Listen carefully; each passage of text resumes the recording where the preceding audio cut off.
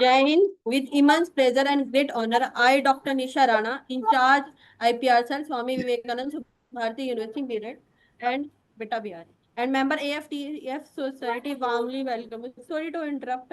So, please welcome.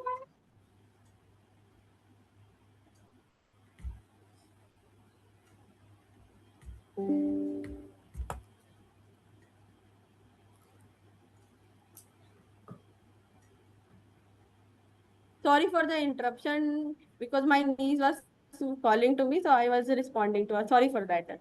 So, with immense pleasure and great honor, I, Dr. Nisha Rana, in charge IPR Cell, Swami Vivekanand Subharati University, Meerut, and member AFTFS Society, warmly welcome all distinguished dignitaries, eminent academicians, scientists, researchers, faculty members, students, industry experts, and participants from across the country to the day 18 of Krishi Manthan, the 21 days summer school training program.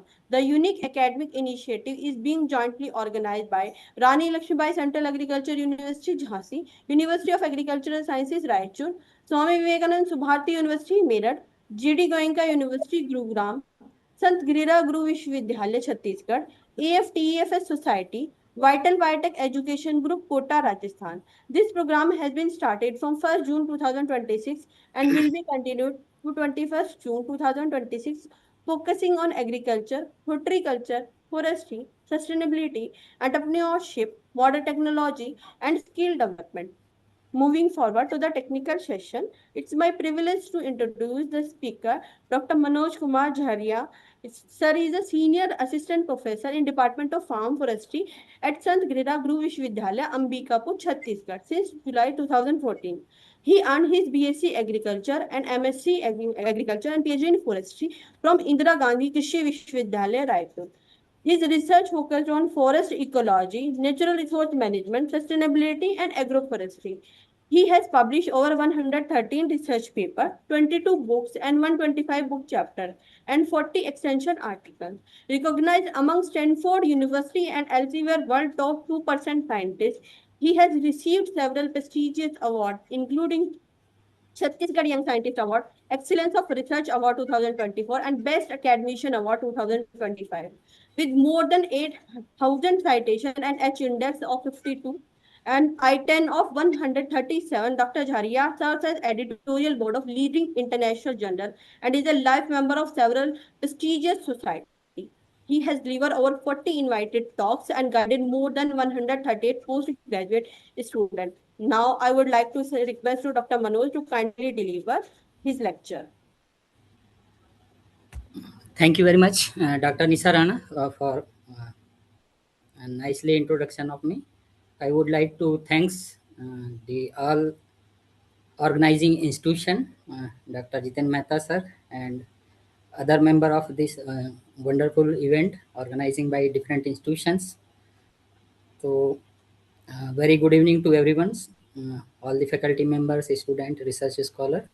So today I will talk about the agroforestry, the current climatic problem to climate solution.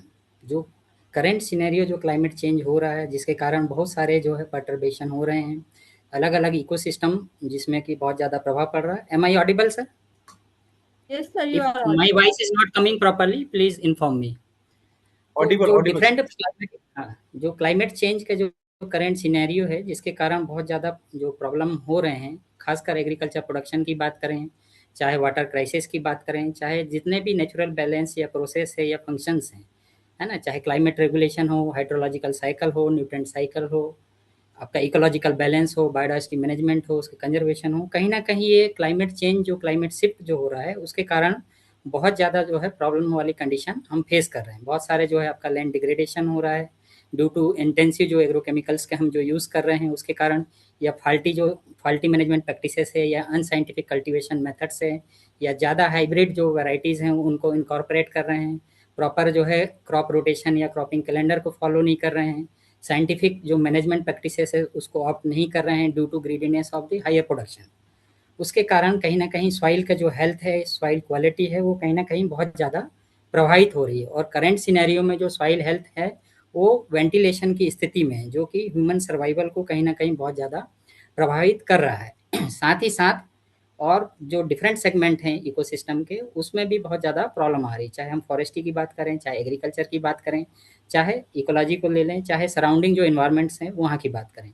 तो हर segment में कहीं न कहीं disturbance हो रहा है और ये सारे जो है इंटरकनेक्टेड और इंटरलिंक्ड हैं। फॉरेस्ट अच्छा होगा तो वहाँ वाटर साइकिल अच्छा होगा, सॉइल हेल्थ अच्छा होगा, सॉइल अच्छा है तो वहाँ पे क्रॉप अच्छा प्रोडक्शन होगा, क्रॉप प्रोडक्शन अच्छा होगा तो वहाँ पे आपके जो फूड अवेलेबिलिटी है, फूड क्राइसिस कंडीशन जो बहुत सारे कंट्री में वो नहीं होगा। और जितने अच्छा सॉइल हेल्थ होगा उतना ही हमको जो है न्यूट्रिएंट जो एडिशनल न्यूट्रिएंट या सप्लीमेंट जो न्यूट्रिएंट हम दे रहे हैं उसके कम से कम अप्लाई करना पड़ेगा, जिससे कॉस्ट ऑफ जो प्रोडक्शन है वो भी कम होगा और साथ ही साथ जो एग्रोकेमिकल्स के कारण जो न्यूट्रिटिव वैल्यू है फूड्स की वो कहीं न कहीं जो प्रभावित हो रही है वो नहीं होगी। क्योंकि ये सारे जो इंटरनेशनल स्टैंडर्ड में जो हमको क्वालिटी प्रोडक्शन करना रहता है, जिससे कि आपका जो है इंटरनेशनल ट्रेडिंग में दिक्कत ना आए या फिर उसकी जो है सेलेबिलिटी या मार्केटेबिलिटी प्रॉपर बनी रहे। अभी रिसेंट करें, चाहे फ्रूट्स क्रॉप की बात करें, तो कहीं न कहीं वो क्वारंटाइन के कारण या प्रॉपर जो है लीगल डॉक्यूमेंटेशन नहीं होने के कारण या उसका प्रॉपर सर्टिफिकेशन या वैलिडेशन ना होने के कारण या क्वालिटी स्टैंडर्ड प्रॉपर मेंटेन नहीं करने के कारण वो लॉट को जो है फॉरेन कंट्री ने उसको रिजेक्ट कर दिया। तो ओवरऑल अगर हम देखें तो सारा सिस्टम जो है आपका सॉइल, प्लांट और वाटर, ये तीनों चीज़ों का जो इंटरकनेक्शन है, अगर ये प्रॉपर हेल्दी रहेगा तो जो ह्यूमन सर्वाइवल जो अभी क्लाइमेटिक जो रिस्क के कारण या क्लाइमेट क्राइसिस के कारण जो ह्यूमन सर्वाइवल या उसका एग्जिस्टेंस जो प्रॉब्लमेटिक हो रहा है वो कहीं ना कहीं हम उसको ओवरकम कर सकते हैं। तो प्रॉब्लम्स बहुत सारे हैं, चाहे पॉपुलेशन राइज के कारण हो, चाहे कंजप्टिव यूज़ के कारण हो, चाहे ग्रीडी नेचर के कारण हो, जो हम कंज्यूमरिक जो हमारा लाइफ स्टाइल है उसमें हम आ गए हैं। तो अब जो है राइट टाइम आ गया है, बहुत अलार्मिंग सिचुएशन है, तो हमें कहीं ना कहीं सॉल्यूशन की तरफ चलना पड़ेगा और सॉल्यूशन भी ऐसा हो जो कि आपका इन्वायरमेंटल फ्रेंडली हो, है ना, और आपका जो कॉस्ट इफेक्टिव हो। ऐसा ना हो कि सॉल्यूशन के लिए बहुत ज़्यादा कॉस्टली हो, तो उसको जो मास जो अडाप्टेशन है वो कम होगा। Next slide please. Mehta sir next slide please. तो जो आपका सॉइल हेल्थ जो प्रॉब्लम आ रहा है या एग्रीकल्चर प्रोडक्टिविटी धीरे धीरे कम हो रहा है, तो कहीं ना कहीं जो मोनोकल्चर की बात करें या जो फाल्टी में जो बोल रहा था कि प्रॉपर क्रॉप रोटेशन नहीं कर रहे हैं, जैसे कि थ्री सिस्टर जो है आपका क्रॉपिंग सिस्टम एक बहुत इंपॉर्टेंट जो एग्रीकल्चर वाले होंगे वो समझ रहे होंगे, जिसमें कि आप एक हायर प्लांट को रखते हैं जिसका स्ट्रेटिफिकेशन में हायर कैनोपी में रहेगा, जो सपोर्टिंग सिस्टम को प्रोवाइड करेगा, जिसमें कि अधिकतर जो है ग्रेन है, मेज है, इस टाइप का स्पीसीज को लेते हैं। दूसरा आपका लेग्यूम क्रॉप हो गया, है ना, जो क्लाइंबिंग वाले हैं, तो वो सपोर्ट सिस्टम देगा और साथ ही साथ सॉइल में नाइट्रोजन फिक्सेशन भी करेगा। उसके अलावा बीन्स है या जो ग्राउंड कवर क्रॉप है उसको लेते हैं, ताकि जितने आपके अवेलेबल रिसोर्सेस हैं उसका प्रॉपर यूटिलाइजेशन भी हो और हम डाइवर्सिफाइड प्रोडक्शन को भी कर पाएँ और साथ ही साथ जो है इन्हीं क्रॉपिंग पैटर्न के द्वारा ही हम जो है सॉइल हेल्थ को मेंटेन कर पाएँ। अदरवाइज़ क्या होगा कि सारे अगर जो क्रॉप्स सिर्फ न्यूट्रिएंट या वाटर उसी को एग्जॉस्ट करेगी वहाँ सॉइल सिस्टम से, तो फिर आगे चल के उसमें फिर जो है प्रोडक्शन प्रॉपर नहीं हो पाएगा। तो मोनोकल्चर जो प्रैक्टिसेस हैं उसमें मार्केट रिस्क भी बहुत ज़्यादा है, क्लाइमेटिक रिस्क भी बहुत ज़्यादा है और इंसेक्ट पेस्ट का जो इन्फेस्टेशन होने के भी चांसेस बहुत ज़्यादा रहते हैं। अगर वेदर उस टाइप का हो जाए या इंसेक्ट पेस्ट के लिए सपोर्टिंग इन्वायरमेंटल कंडीशन आ जाए तो मोनोक्रॉप में बहुत ज़्यादा रिस्क होता है। और मोनोक्रॉप में चांस भी अच्छा है, जहाँ रिस्क है तो वहाँ पे आपको प्रॉफिट के भी चांस ज़्यादा होंगे और लॉस के भी चांस उतने ज़्यादा हैं। क्लाइमेट जो है एक बहुत ग्लोबल चैलेंज के रूप में उभर के आ रहा है, जिसका मेन कारण जीएचजी एमिशन है ना। जीएचजी एमिशन में चाहे एग्रीकल्चर की बात करें, चाहे वाइल्ड लाइफ की बात करें, चाहे डिफॉरेस्टेशन के कारण हो, चाहे जो हमारा ट्रेडिशनल मेथड है एनर्जी जो प्रोडक्शन का है इंडियन में, जैसे स्पेशली आपका कोल बेस्ड जो है एनर्जी प्रोडक्शन सिस्टम है, तो ये सारे चीज़ कहीं ना कहीं ग्रीन हाउस गैस का एमिशन कर रहे हैं और क्लाइमेट में जो है मतलब हमारे जो सराउंडिंग इन्वायरमेंट में कहीं ना कहीं जो है पॉल्यूटेंट को हम इंसर्ट कर रहे हैं। तो सस्टेनेबल मैनेजमेंट यहाँ पे बहुत आवश्यकता है, ताकि हम जो है उसको इकोलॉजी बेस्ड जो हमारे इकोनॉमी है, अभी जो कार्बन बेस्ड जो इकोनॉमी चल रही है उसको हम कहीं ना कहीं इकोलॉजी बेस्ड इकोनॉमी कर पाएँ या लो कार्बन इकोनॉमी करें या ग्रीन इकोनॉमी की तरफ हम आगे बढ़ पाएँ। तो एग्रो फॉरेस्ट्री एक जो है बहुत अच्छा टूल्स है, जो कि आपका जो कॉस्ट इफेक्टिव के साथ साथ एग्रो इकोसिस्टम को डाइवर्सिफाइड कर रहा है, जिसमें मल्टीपल हम जो है प्रोडक्शन ले सकते हैं। एग्रीकल्चर क्रॉप के साथ साथ सेम यूनिट ऑफ लैंड में हम हायर प्लांट या श्रब स्पीसीज, है ना, इनको इनकॉर्पोरेट करते हैं ताकि डाइवर्सिफाइड प्रोडक्ट भी कर पाएँ और आपको जो है थ्रू आउट द ईयर कहीं न कहीं हमको कुछ ना कुछ रिटर्न सेम सिस्टम से मिल सके और रिस्क की जो चांसेस है वो भी कम हो सके। मेन फोकस जो है इसमें अलग-अलग टाइप के एग्रो फॉरेस्ट्री सिस्टम है, मॉडल हैं, अलग-अलग ज़ोन के हिसाब से भी है। आपका साइट स्पेसिफिक, रीजन स्पेसिफिक भी जो है प्रिवेंट जो मॉडल हैं, उसके बारे में हम आगे देखेंगे। तो एग्रो फॉरेस्ट्री एक जो है टूल्स के रूप में हो सकता है जो कि बहुत अच्छा है, सॉल्यूशन के रूप में जो है हेल्पफुल हो सकता है ना? हमारा जो नेशनल एग्रो फॉरेस्ट्री जो पॉलिसी 2014 में उसके सपोर्ट में आई है। एज़ पर जो हमारा फॉरेस्ट पॉलिसी है 1/3 एरिया जो है फॉरेस्टेड होना चाहिए। तो कोई भी कंट्री जो कि ज़्यादा ग्रीनिश होगा वहाँ का जो है आपका जो लिविंग स्टैंडर्ड भी अच्छा होगा और ओवरऑल एनवायरनमेंट भी अच्छा हो। तो उसको सपोर्ट करने के लिए एग्रो फॉरेस्ट्री एक बहुत अच्छा अल्टरनेटिव रास्ता हो सकता है जिसमें कि आपके जो इंटेक्ट जो फॉरेस्ट है उसको भी हम प्रिजर्व कर सकते हैं और साथ ही साथ एग्रो फॉरेस्ट्री के माध्यम से अल्टरनेट सोर्स ऑफ जो सप्लाई है, चाहे वुड की बात करें, चाहे फॉडर की बात करें, चाहे टिम्बर की बात करें, चाहे मेडिसिनल प्लांट्स की बात करें, उसको भी हम उसमें एग्रो फॉरेस्ट्री के माध्यम से सप्लाई के अल्टरनेट सोर्स को हम जो है मतलब उसको हम अवेल कर सकते हैं, रीजनरेट कर सकते हैं, जिससे कि नेचुरल फॉरेस्ट भी हमारा बचा रहे और जो है ग्रीनरी को भी हम बढ़ा पाएँ। Next slide please. तो ग्लोबल पॉपुलेशन राइज जो अभी कंडीशन है, इंडिया भी जो है टॉप में है, अभी 8.4 जो है बिलियन के करीब में जो है ग्लोबल पॉपुलेशन है, जिसका 17% लगभग अब इंडिया जो है टोटल पॉपुलेशन शेयर करता है। और इसका जो कहना चाहिए जो ग्रोथ रेट है 0.85 के आसपास पर ईयर पर एनम जो है उसका जो पॉपुलेशन राइज है ग्लोबल लेवल पे इतना ज़्यादा है। तो इंडिया भी जो है फर्स्ट पोजीशन पे आ गया है पॉपुलेशन में भी और पॉल्यूशन में भी। करंट जो रिपोर्ट है अभी ग्लोबल रिपोर्ट 2025 का, उसमें पॉल्यूशन में भी हम अभी फर्स्ट पोजीशन में आ गए हैं। तो ये बहुत अलार्मिंग सिचुएशन कहीं न कहीं आ रहा है ना? जिससे कि आपका ह्यूमन लाइफ भी बहुत ज़्यादा प्रॉब्लमेटिक हो रहा है। अलग-अलग जो आपके हेल्थ इश्यूज़ कहीं न कहीं ये एनवायरनमेंट हेल्दी एनवायरनमेंट ना होने के कारण भी हो रहा है और साथ ही साथ जो हम फूड मटेरियल, फूड ग्रेन जो ले रहे हैं, कंज़्यूम कर रहे हैं, वो भी कहीं न कहीं हायर जो पेस्टिसाइड के जो रेंज है ना? जो स्टैंडर्ड है डब्ल्यूएचओ का, चाहे वाटर की बात करें, चाहे फूड की बात करें, वो उस रेंज से क्रिटिकल स्टेज में हम धीरे-धीरे बढ़ रहे हैं। और सिनेरियो इतना ड्रास्टिक होते जा रहा है कि जो हंगर रेशियो है या जो फूड एबिलिटी है, फूड क्राइसिस कंडीशन दूसरे कंट्रियों में specially developing countries, African countries में हो रहा है। हम फूड प्रोडक्शन के मामले में सरप्लस ज़रूर हैं, पर फूड वेस्टेज में भी हम बहुत आगे हैं। जैसे कि प्रीवियस जो प्रेजेंटेशन हुआ है उसमें कई जो एक्सपर्ट हैं उन्होंने बताया कि लगभग हम जो है 30% जो है प्रोडक्शन का वेस्टेज कर देते हैं ड्यू टू स्टोरेज की कमी के कारण। उसके बाद कहीं न कहीं हम उसका प्रॉपर यूटिलाइज़ नहीं कर रहे हैं। जैसे कि शुक्ला मैडम ने बताया कि हम अपने एंटरप्रेन्योरशिप को या प्रोडक्ट का प्रॉपर रिस्पेक्ट नहीं करते, हम अपने बिज़नेस को प्रॉपर वो नहीं करते। तो कहीं-कहीं जो है ये जो प्रोडक्शन एग्रीकल्चर में हम सरप्लस तो ज़रूर हैं, पर क्वालिटी के मामले में हम उस स्टैंडर्ड को प्रॉपर मेंटेन नहीं कर पा रहे हैं। और सिनेरियो इतना वास्ट होते जा रहा है कि आने वाले जो समय पे हमको जो है प्रोडक्शन भी बहुत ज़्यादा बढ़ाना पड़ेगा ताकि हम फूड सफिशिएंट मतलब प्रॉपरली हो पाएँ। और जो ट्रेडिंग के माध्यम से अगर हम सफिशिएंट नहीं होंगे तो हमको इम्पोर्ट करना पड़ेगा जिससे कि फॉरेन जो आपके रिज़र्व हैं फॉरेक्स वगैरह, वो कहीं न कहीं हमको ये सारी चीज़ों के लिए उसको हमको खर्च करना पड़ेगा। तो ये हम प्रोडक्शन में तो आ रहे हैं आगे, साथ ही साथ हम क्वालिटी प्रोडक्शन पे जाएँ, ऑर्गेनिक प्रोडक्शन पे जाएँ। इसके लिए गवर्नमेंट भी बहुत सारे स्कीम चला रहे हैं जिसमें नेचुरल फार्मिंग है, रिजेनरेटिव एग्रीकल्चर है, ऑर्गेनिक फार्मिंग है। और अभी सॉइल को लेके बहुत ज़्यादा जो अवेयरनेस चल रहा है, खेत बचाओ आंदोलन पे भी बहुत बात कर रहे हैं। सॉइल हेल्थ कार्ड भी चला स्कीम। तो ओवरऑल एग्रीकल्चर का प्रोडक्शन हेल्दी सॉइल पे ही डिपेंड है। तो सॉइल को हेल्थ को बढ़ाने के लिए हमको कहीं न कहीं ऑर्गेनिक कार्बन या कार्बन कंसंट्रेशन उसको बढ़ाने की बहुत ज़्यादा आवश्यकता है। और जो ग्लोबल टेम्परेचर राइज़ जो हो रहा है उसको भी कहीं न कहीं हाल्ट करने के लिए हमको एग्रोकेमिकल्स का भी यूज़ कम करना है और साथ ही साथ जो अल्टरनेटिव सोर्स ऑफ एनर्जी है उसकी तरफ बढ़ना है। और ऐसे जो मतलब हमको अल्टरनेट व्यवस्था बनाना है ताकि डिफॉरेस्टेशन भी कम हो और इको फ्रेंडली टेक्नोलॉजी को अपना करके हम जो है जीएचजी एमिशन को भी कम करें। ताकि जो टेम्परेचर राइज़ का जो सिनेरियो है जिसके कारण आपका ग्लेशियर जो मेल्ट हो रहे हैं। अभी रिसेंटली जो है एक साइंस में एक पेपर छपा है ना? साइंस में एक रिपोर्ट आया है कि जो आपका जो हिमालयन बेल्ट है वहाँ पे ग्लेशियर का जो है बहुत ज़्यादा पिघलने के कारण सेडिमेंटेशन भी ज़्यादा हो रहा है और जो रिवर के जो विड्थ है या डेप्थ है वो भी कहीं न कहीं बहुत ज़्यादा इफ़ेक्ट हो रहा है जिससे कि क्योंकि उस बेल्ट में जो वेस्टर्न जो हिमालयन वाला पार्ट है वहाँ पे आपका राइपेरियन फॉरेस्ट बहुत कम है।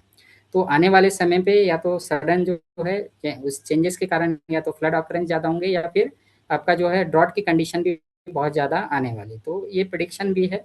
और रिसेंटली ये जो अभी एक जो साइंस में जो पेपर आया, वो कहीं ना कहीं हम जो है जो वाटर का जो क्राउन है या जो वाटर जो बॉल है मेन हिमालयन जो बेल्ट, वो कहीं ना कहीं वो डिस्टर्ब हो रहा है। तो आने वाले समय पे वाटर क्राइसिस भी बहुत ज़्यादा होने वाला है, और जो है वाटर क्राइसिस को ही लेके जो है अगला नेक्स्ट वर्ल्ड वार उसको लेके हो सकता है।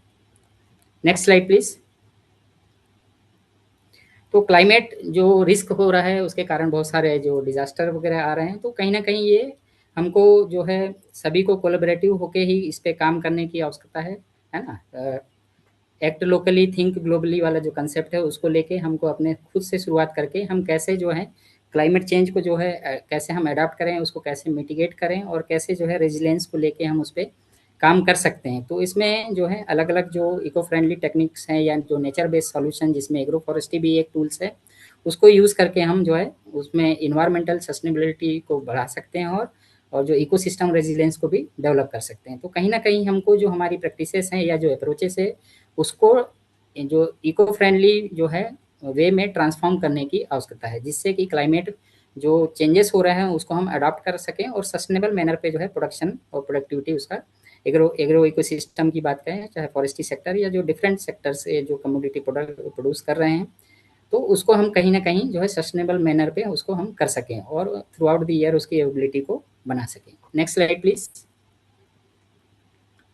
ये कुछ रिसेंट रिपोर्ट्स हैं और डेटाबेस है रिलेटेड टू एग्रीकल्चर। जो ग्लोबल वाटर की मैं जैसे बात कर रहा था, फ्रेश वाटर का विड्रॉल भी बहुत ज़्यादा हो रहा है एग्रीकल्चर में। हम प्रॉपर जो है 72% जो फ्रेश वाटर है एग्रीकल्चर प्रोडक्शन में उसका हम यूज़ कर रहे हैं। तो कहीं ना कहीं हम जो टेक्नोलॉजी का प्रॉपर ऑप्ट नहीं कर रहे हैं, फ्लड इरीगेशन कर रहे हैं या एक्सेस वाटर का यूज़ हम उसमें कर रहे हैं।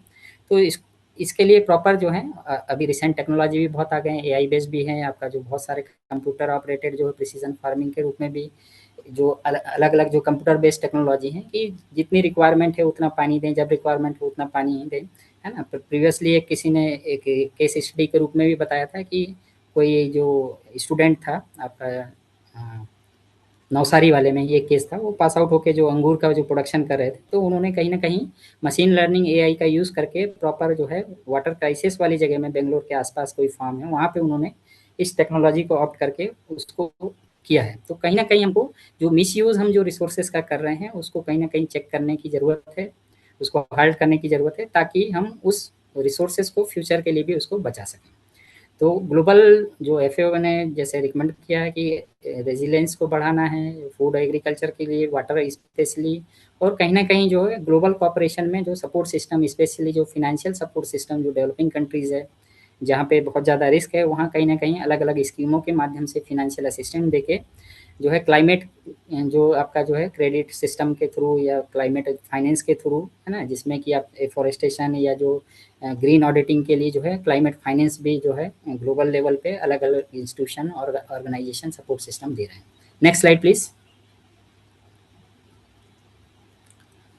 तो ये कुछ एस्टिमेट हैं जिसमें कि रेस्टोरेशन रिहेबिलिटेशन प्लान को लेके बात करें, सॉइल हेल्थ की बात करें, उसके मैनेजमेंट की बात करें, जैसे कि मैं फाल्टी मैनेजमेंट की बात कर रहा था, तो ऑलमोस्ट 50% सॉइल ऑर्गेनिक कार्बन जो है उससे डिस्टर्ब हो रहा है, और लगभग अगर हम उसको कैलकुलेबल अमाउंट में देखें तो 5 से 7 टन जो है कार्बन पर हेक्टेयर जो है अनसाइंटिफिक फार्मिंग के कारण जो है इतना कार्बन को हम लॉस कर रहे हैं, जिसका मेन कारण जो है एंथ्रोपोजेनिक एक्टिविटी या इंटरफेरेंस है ना। और एक एस्टीमेट बोल रहा है कि 3 बिलियन पीपल, लगभग 1/3 जो है ग्लोबली जो जो आपका लैंड डिग्रेडेशन के कारण क्राइसिस कंडीशन में है, क्योंकि अगर लैंड प्रोडक्टिव नहीं होगा, फार्मिंग नहीं होगी, तो वहाँ रोजगार नहीं मिलेगा, जिसके कारण माइग्रेशन का भी प्रॉब्लम बहुत ज़्यादा आएगा। और अगर प्रोडक्टिविटी उस रीजन की उस साइड उस जगह का कम होगा, तो वहाँ पे जो फूड मटेरियल के भी प्राइसेस बहुत ज़्यादा पीक में होगी, तो कहीं ना कहीं जो है उनका जो सोशल लाइफ स्टाइल है या सोशल इकोनॉमी वो बहुत ज़्यादा प्रभावित होगा। तो ये सारे चीज़ों को मैनेज करने के लिए हमको अलग अलग जो अप्रोचेस हैं, जो साइंटिफिक अप्रोचेस हैं, अलग अलग मॉडल्स हैं, स्पेशली एग्रो फॉरेस्ट्री, जो कि बहुत जो है आपका एक जो इसके लिए बून हो सकता है कार्बन मैनेजमेंट के पॉइंट ऑफ व्यू से, जिसका सिक्वेस्ट्रेशन रेट भी अच्छा है। साइट स्पेसिफिक जो है species selection, choice of species proper लेकर के हम जो है कार्बन जो सिंक है उसको बढ़ा सकते हैं, और कार्बन रिजर्व को बढ़ा करके रिसेंट में जो कार्बन क्रेडिट और कार्बन मोनेटाइजिंग का जो कंसेप्ट चल रहा है उसको भी हम उसमें जो है आगे बढ़ सकते हैं। Next slide please. Am I audible properly? Hello Jitendra sir. Yes audible. Hello. Okay, thank you. तो जीएचजी के जो अगर हम इंडियन सिनेरियो की बात करें तो इंडिया का जैसे पॉपुलेशन के बारे में ऑलरेडी बताया कि 17% जो है ग्लोबल पॉपुलेशन को शेयर कर रहा है, और थर्ड जो जीएचजी एमिशन में India stand in third position. और लगभग जो है 3 गीगाटन जो है एनुअली इंडिया जीएचजी को एमिट कर रहा है, जिसमें कि आपका कार्बन डाइऑक्साइड और मीथेन का सबसे ज़्यादा प्रॉब्लमेटिक है, जिसमें कि राइस कल्टीवेशन की बात करें और आपका जो ट्रेडिशनल एनर्जी जो प्रोडक्शन सिस्टम है कोल बेस्ड जो चल रहा है, उसके कारण जो है आपका मेन शेयर जो जीएचजी में ये दो सेक्टर का ज़्यादा है। उसके अलावा जो अगर अर्बन एरिया की बात करें तो ट्रांसपोर्टेशन सेक्टर के कारण व्हीकल जो पॉल्यूशन उसके कारण पे जो है बहुत ज़्यादा हो रहा है। पर कैपिटा की अगर कंडीशन में देखें तो 2 टन के आसपास जो है per capita CO2 emission India में है, जो कि वर्ल्ड की अगर बात करें एवरेज जो पर कैपिटा जो है 4.7 टन है। और अगर इसके लीडिंग की अगर बात करें तो यूएस नियर अबाउट 14 टन जो है पर कैपिटा है, और चाइना की अगर बात करें तो 6 टू 7 टन के आसपास है। तो अगर हम जो हमारे आगे जो कंट्रीज़ हैं जो लीडिंग कंट्री यूएस और चाइना जो मेन कॉम्पिटिटर अगर हम देखें तो उनसे हम बहुत 1/3 कंडीशन में है या बहुत पीछे हैं उनसे। वो भी इसलिए क्योंकि रिसेंट में जो है इंडस्ट्रियल जो ग्रोथ और ये सारा चीज़ हम कर रहे हैं और पॉपुलेशन में हम लीडिंग कंडीशन में। उसके बाद भी हमारा जो सिनेरियो है इनकी तुलना में ठीक है, पर जो इंडियन कमिटमेंट है उसको भी हमको अचीव करना है। पंचमत्रम की जो बात करके आए हैं जो COP21 में जो ग्लासगो में हुआ था, वहाँ पे हमने कहीं जो सस्टेनेबल डेवलपमेंट गोल के अंतर्गत कमिटमेंट किए हैं, तो उसके लिए भी अलग अलग जो टेन्योर में हमें क्या क्या अचीव करना है, किस डायरेक्शन में काम करना है, तो प्रॉपर स्ट्रेटेजिक प्लान के साथ है ना उस रोड मैप में जो है इंडिया काम करना चालू कर दिया है। उसी में जो है आपके अलग अलग जो प्रोजेक्ट्स चल रहे हैं या अलग अलग पायलट स्कीम्स जो चला रहे हैं, अलग अलग जो आपका सपोर्ट सिस्टम है ना, तो उसमें बहुत सारे एनजीओज भी काम कर रहे हैं, गवर्नमेंट ऑर्गेनाइजेशन इंस्टीट्यूशन वो सारे काम कर रहे हैं। एग्रीकल्चर की बात करें तो लगभग 25% जो है आपका उसका शेयर है CO2 एमिशन में इंडिया की अगर बात करें थे, जिसमें 78 मेट्रिक टन जो है CO2 को एमिट करता है लगभग, है ना। और कंट्री के जो इलेक्ट्रिसिटी जो है रेन्यूएबल सोर्स से आ रहा है, और मोर देन हाफ जो है आपका ट्रेडिशनल जो मैं बोल रहा था कि कोल बेस्ड जो है एनर्जी का जनरेशन हो रहा है, जो एक आपका मेन जीएचजी का सोर्स है। तो इंडस्ट्रियल जो कंजप्शन है फ्यूल कंजप्शन वो भी कहीं ना कहीं आपका जो 42% के आसपास एनर्जी कंजप्शन है। तो हमें अल्टरनेट व्यवस्था में भी जाना है, सोलर एनर्जी है, विंड एनर्जी है, वाटर एनर्जी, हाइड्रो एनर्जी है, थर्मल एनर्जी, तो इन सोर्सेस को भी तलाशने की आवश्यकता है। तो हालांकि इंडिया जो है अभी सोलर अलायंस में लीडिंग कंडीशन में है ग्लोबल लेवल पे।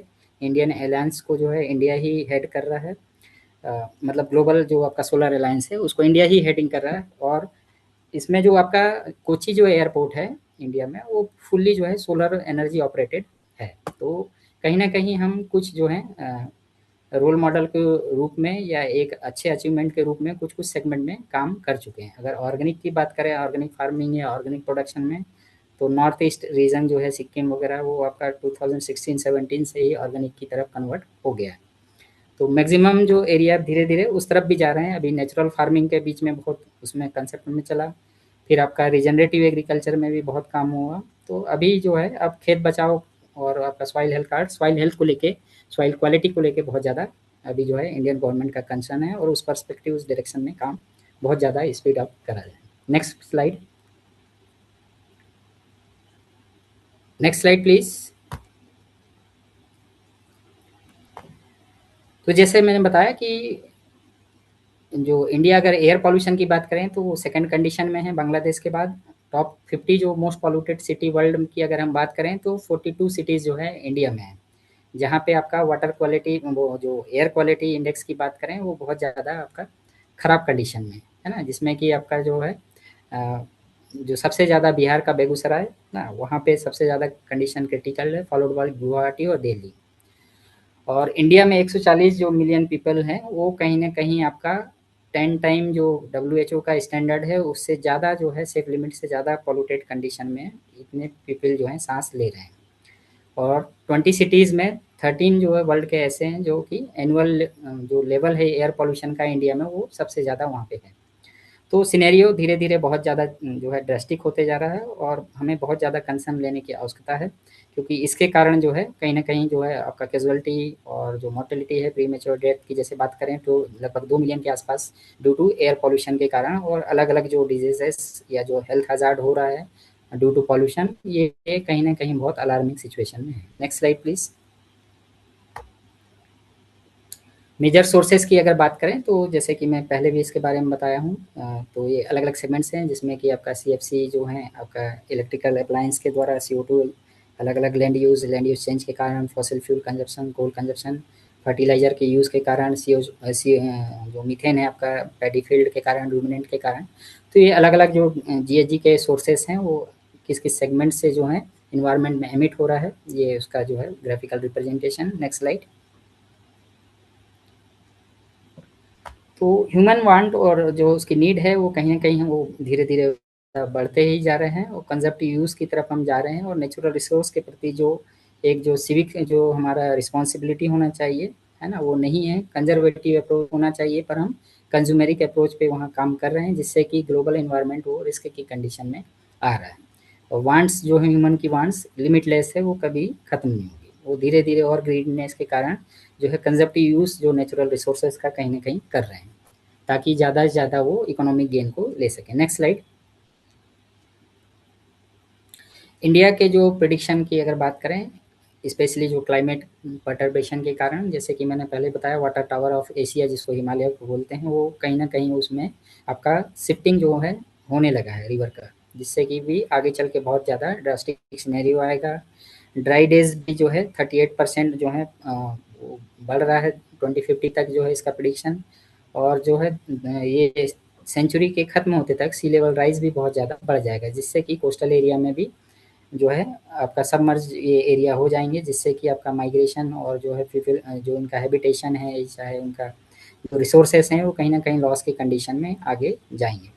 तो जो आपका जो कोस्टल एरिया मैनेजमेंट है, उसका जो बफर सिस्टम है, स्टेबलाइज़ेशन कहीं न कहीं उसको भी हमको काम करने की आवश्यकता है, जिसमें कि एग्रो फॉरेस्ट्री, मैंग्रोव्स इनके माध्यम से भी हम जो है इसको सेव कर सकते हैं, जिससे कि आपका जो फ्लड का जो कंडीशन जिसके कारण फ्लड आसपास के एरिया में जो जा रहा है सराउंडिंग एरिया में या जो फर्टाइल सॉइल जो इरोजन के माध्यम से वहाँ जा पा रहे हैं, तो ये प्लांटेशन के माध्यम से हम उस एरिया को प्रिजर्व कर सकते हैं, प्रोटेक्ट कर सकते हैं। और जो वीट का प्रोडक्शन है लगभग 17% आने वाले समय में, अगर हाफ डिग्री भी अगर टेम्परेचर राइज होता है तो लगभग जो है 1/5 के आसपास जो है वीट प्रोडक्शन, वीट यील्ड जो है कम हो सकता है।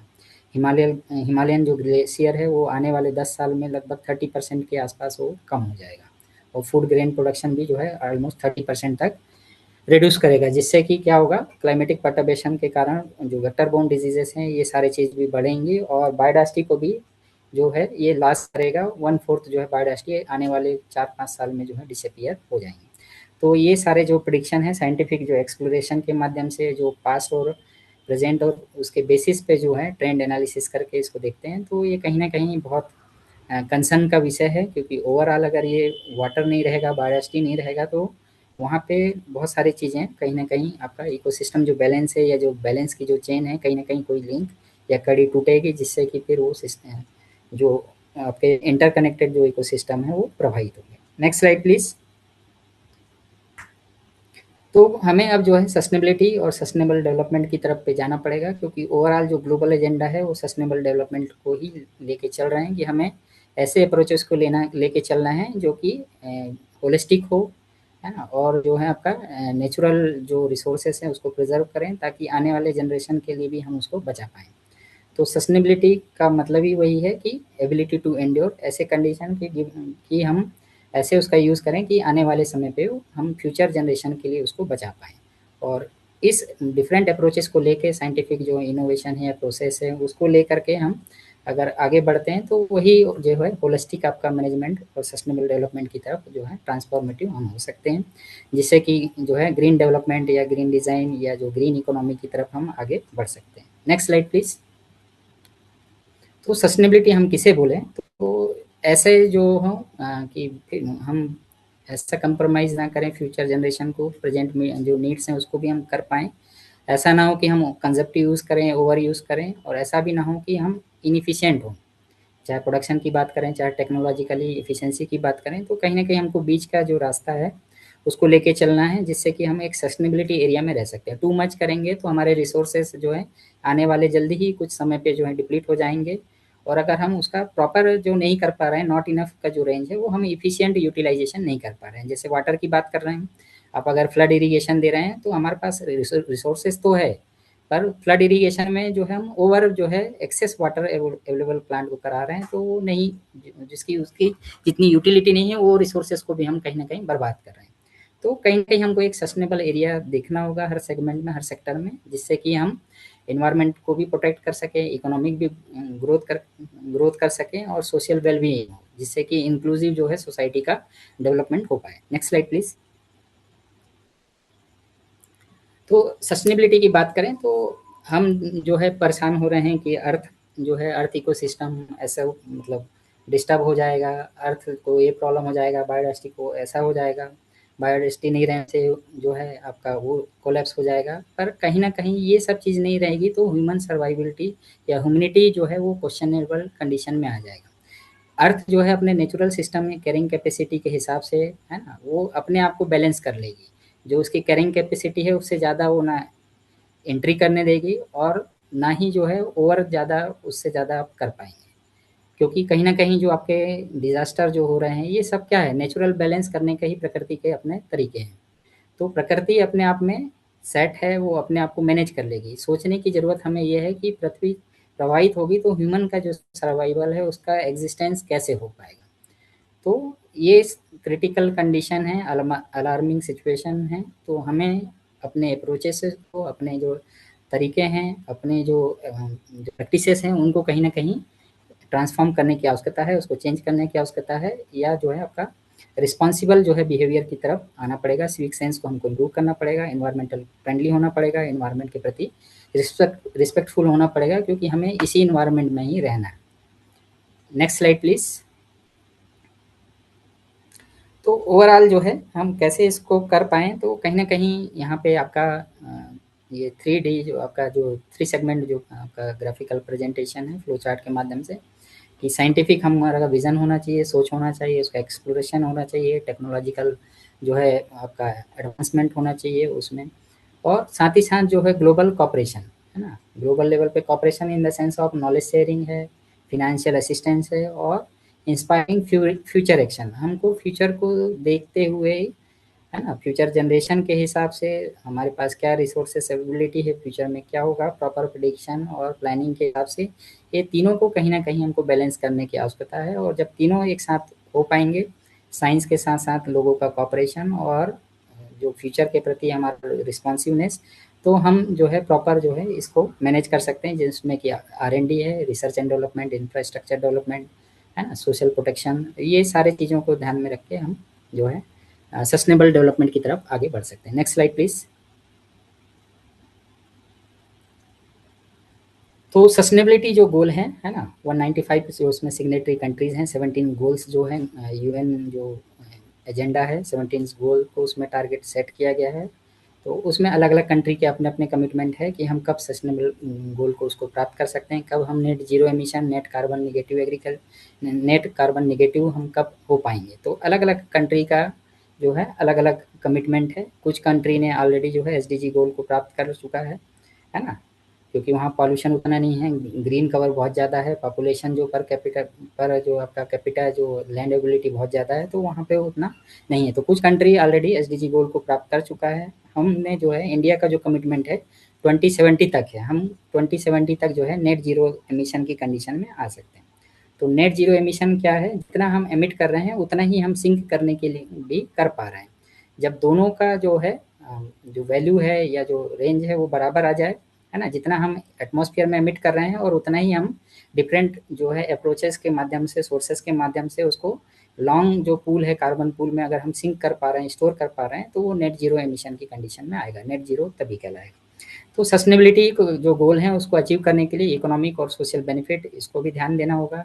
इन्वायरमेंटल इम्पैक्ट उसका क्या पड़ने वाला है, जो भी एक्शन है, अप्रोचेस हैं, है ना, तो हम कैसे जो है अलग अलग जो कार्बन फुटप्रिंट की बात करें, या जो है इन्वायरमेंटल फुटप्रिंट की बात करें, इकोलॉजिकल फुटप्रिंट की बात करें, वाटर फुटप्रिंट, न्यूट्रिएंट फुटप्रिंट, उसको हम कैसे जो है मिनिमाइज़ कर सकते हैं, कैसे उसको हम कम से कम कर सकते हैं। ऑपरेशनल एफिशिएंसी जो कि बहुत इम्पोर्टेंट है, जो कि जितना ज़्यादा ऑपरेशनल एफिशिएंसी होगी उतना ही आपका जो है जो आउटपुट आएगा उतना ज़्यादा होगा और उतनी ही कॉस्टिंग उसमें कम होगी। इसके लिए क्या-क्या स्टेप हो सकते हैं, तो पहले हमको जो है प्रॉपर उसको इवैल्यूएट करें कि करंट क्या सिनेरियो है, हमारा क्या अभी करंट कंडीशन में फुटप्रिंट है, हम कैसे जो है उसको ओवरकम कर सकते हैं। तो प्रॉपर उसके क्या स्ट्रेटजी होंगे, क्या मैनेजमेंट डिज़ाइन होंगे, क्या टेक्नोलॉजिकल इम्प्लीमेंटेशन कैसे होगा, और फिर जो है आप उसको कब कैसे सुपरवाइज़ करें, मॉनिटर करें और उसमें जो भी इम्प्रोवाइज़ेशन है वो कर सकें। तो ये कुछ जो स्टेप्स हैं इम्प्लीमेंटेशन के, जो कि सस्टेनेबिलिटी गोल्स हैं उसको अचीव करने में हेल्पफुल हो सकते हैं। Next slide please. ये कार्बन एमिशन के डिफरेंट सोर्सेस हैं। Next slide. अगर हम सेक्टोरल जो है उसका देखें एमिशन का शेयर, तो एनर्जी सेक्टर सबसे ज़्यादा है, उसका ट्रांसपोर्ट है, इंडस्ट्री है, एग्रीकल्चर है, फिर आपका इंफ्रास्ट्रक्चर है। तो इसमें भी हम जो है एनर्जी में जो अल्टरनेट एनर्जी की जैसे बात किया, सोलर एनर्जी है ना, ट्रेडिशनल एनर्जी सोर्स पे हमारी डिपेंडेंसी कम हो। व्हीकल में भी अभी जो इलेक्ट्रिकल व्हीकल आ रहा है ना, फ्यूल में भी अब जो है हम एथेनॉल ब्लेंडिंग वो कर रहे हैं। ट्रांसपोर्ट सिस्टम भी उसमें आ गया है। इंडस्ट्री में भी हम जो है अलग-अलग जो आपका, क्योंकि कार्बन क्रेडिट सिस्टम लॉन्च कर दिए हैं, तो इंडस्ट्री को भी आपका कार्बन क्रेडिट के अंतर्गत उसमें रहना होगा। तो अभी हम इनिशियल फेज़ में हैं कार्बन क्रेडिट फाइनेंसिंग और मोनेटाइजिंग की फेज़ में, पर यूरोपियन कंट्री उसको लागू कर चुका है।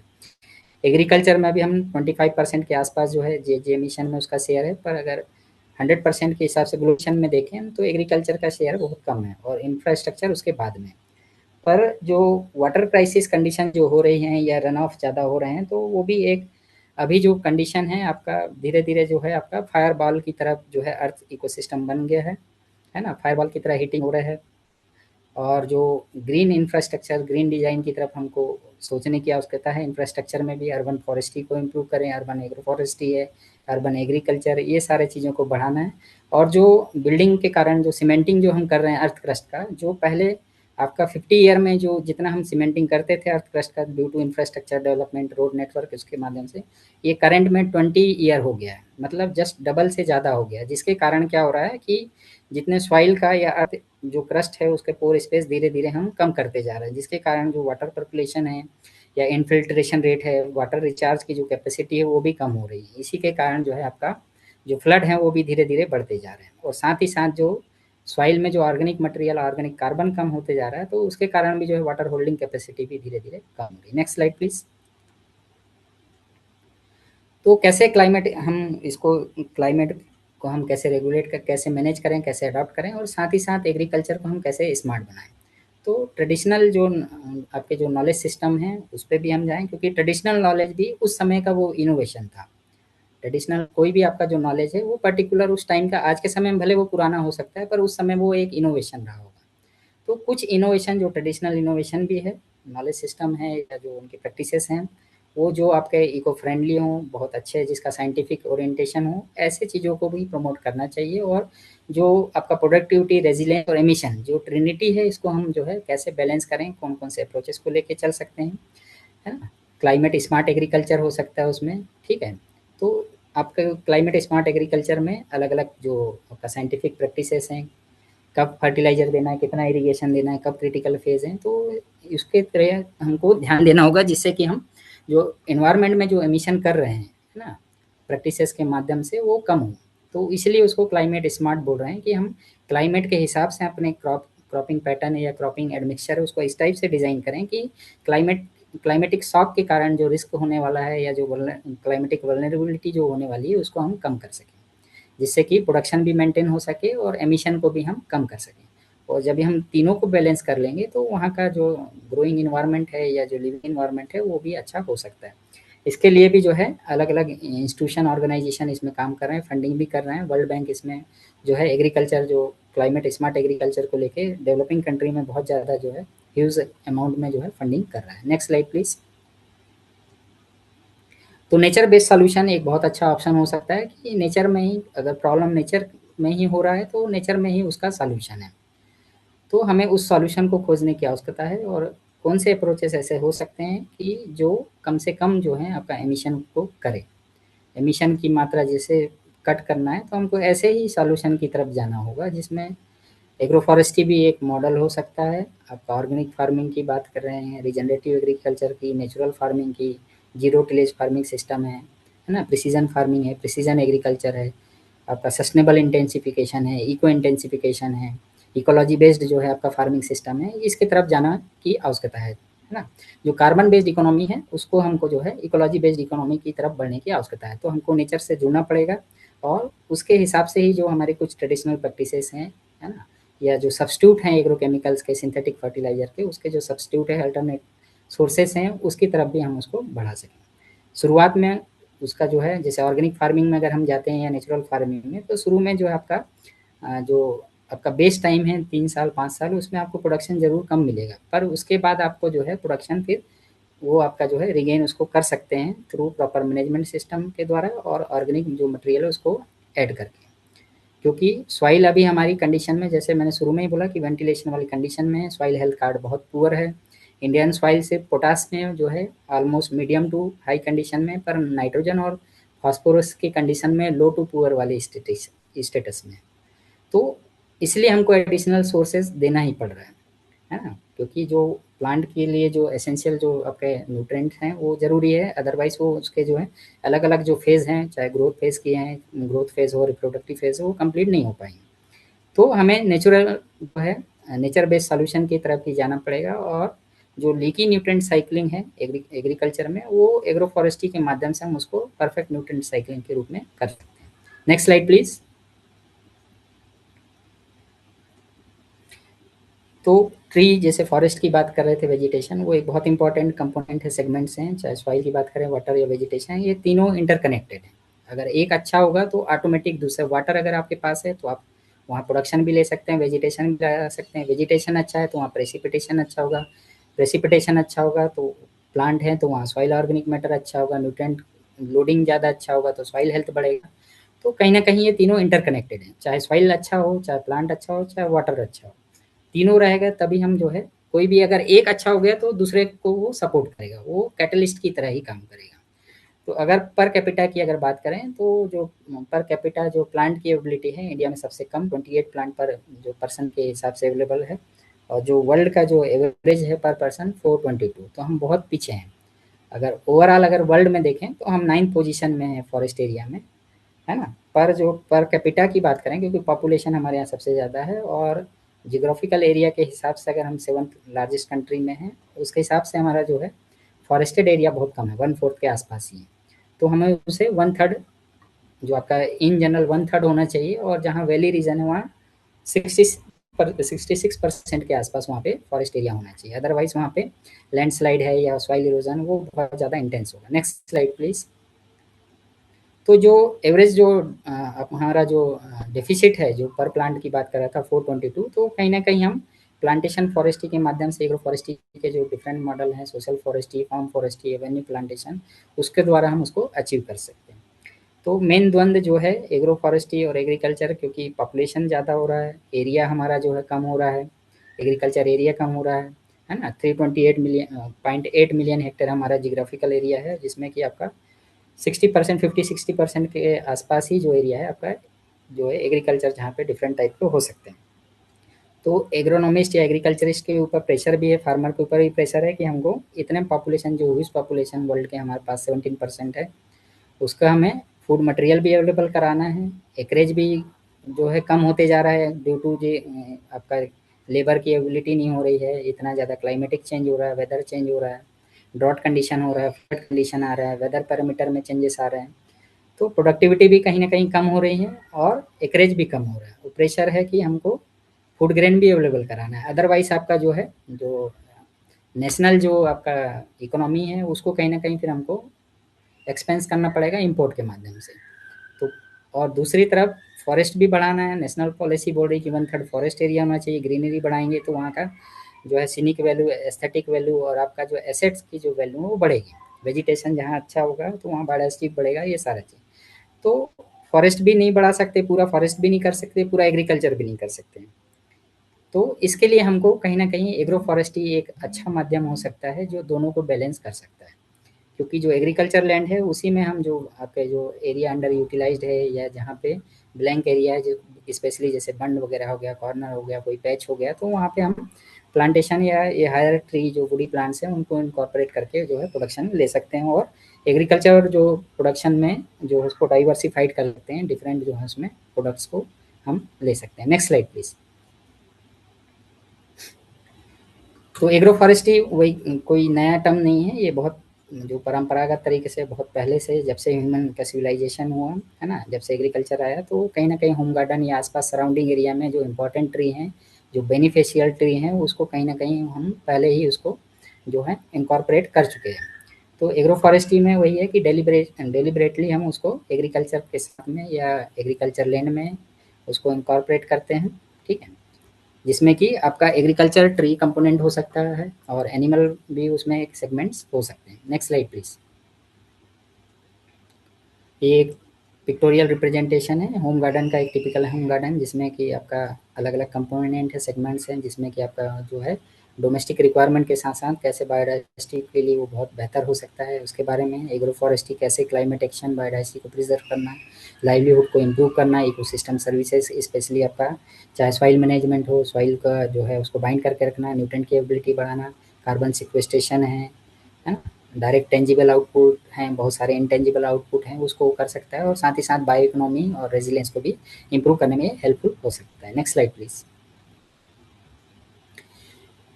Agro forestry climate resilient farming के रूप में एक बहुत बेस्ट एग्जांपल है, जिसमें कि आपका जो अलग अलग जो आप देख सकते हैं फ्लो चार्ट में कि कैसे क्लाइमेट चेंज के अलग अलग जो सेगमेंट्स हैं, हीट स्ट्रेस है, ड्रॉट है ना, फिर हम एग्रो फॉरेस्ट्री में ट्री को इनकॉर्पोरेट करके सॉइल हेल्थ को इम्प्रूव कर सकते हैं, वाटर कंजर्वेशन कर सकते हैं, फिर सब्सिक्वेंटली धीरे धीरे वहाँ की जो लोकल बायोडाइवर्सिटी है माइक्रो क्लाइमेट रेगुलेशन करने में, फिर आपका जो स्टेबल क्रॉप प्रोडक्शन जो है उसको सस्टेन कर सकते हैं, जिससे कि फार्म इनकम बढ़ेगा, लाइवलीहुड सिक्योरिटी बढ़ेगी और धीरे धीरे जो आपका फार्मिंग सिस्टम है वो क्लाइमेट रेजिलेंट या जो क्लाइमेट के अगेंस्ट में एक शील्ड की तरफ एग्रो फॉरेस्ट्री उसमें काम करेगा।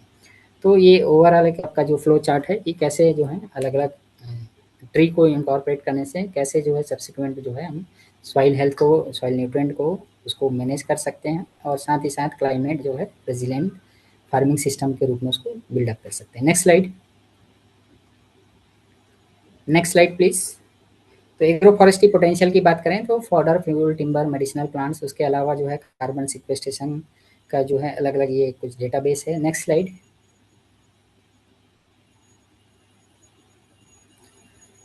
जैसे कि बात किया मैंने कुछ डेटाबेस यहाँ पे भी दिया हुआ है, इंडिया जो 9th हाईएस्ट फॉरेस्ट, इसके बारे में ऑलरेडी बताया। एग्रो फॉरेस्ट्री जो है ग्लोबली 1.6 बिलियन हेक्टेयर एरिया है और इंडिया में 28.42% इंडियन सिनेरियो में इतना एरिया जो है आपका एग्रो फॉरेस्ट्री के रूप में है। इंडिया 2014 में एग्रो फॉरेस्ट्री पॉलिसी को लॉन्च कर चुका है।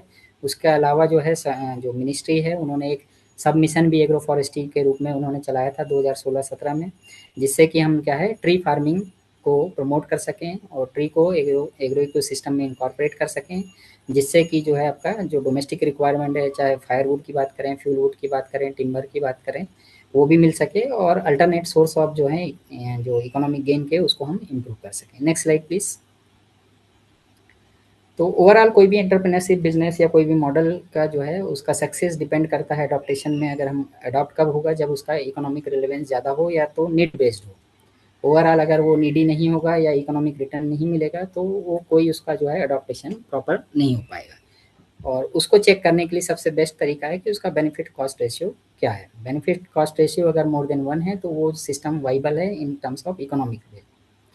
तो ये अलग अलग जो है एग्रो फॉरेस्ट्री मॉडल अलग अलग जोन के हिसाब से क्या क्या कंपोनेंट है, उसकी इफेक्टिविटी ईयर कितना है, कितना एक्सपेंडिचर है, कितना बेनिफिट और बेनिफिट कॉस्ट रेशियो जो कि साइंटिफिकली जो है एक्सप्लोर किया गया हुआ है। अलग अलग रीजन स्पेसिफिक अलग अलग मॉडल हैं जो कि एग्रो फॉरेस्ट्री की जो है वाइबिलिटी और उसका इंपॉर्टेंस को रूरल इकोनॉमी को बढ़ाने के साथ साथ आपका जो है कैसे हम इकोनॉमी को भी बढ़ा सकते हैं, सोशल स्टेटस कैसे फार्मर्स का इम्प्रूव कर सकते हैं। जो बीच में गवर्नमेंट की जो स्कीम चल रही थी डबलिंग फार्मर इनकम्स, तो कुछ आपके जो है केस स्पेसिफिक जो है प्रैक्टिसेस हैं, चाहे हनी बी की जैसे बात करें, सिल्क प्रोडक्शन, तो रीजन स्पेसिफिक भी कुछ मॉडल हैं या फिर स्पीसीज को ऐसे इनकॉर्पोरेट करें या कुछ स्पेसिफिक रीजन में इस टाइप का कैश क्रॉप को लेके चलें जिससे कि रिटर्न फार्मर्स को ज़्यादा से ज़्यादा मिल सकें और साथ ही साथ इस एग्रो फॉरेस्ट्री के माध्यम से क्लाइमेट जो रिस्क है उसको भी हम कम कर सकें।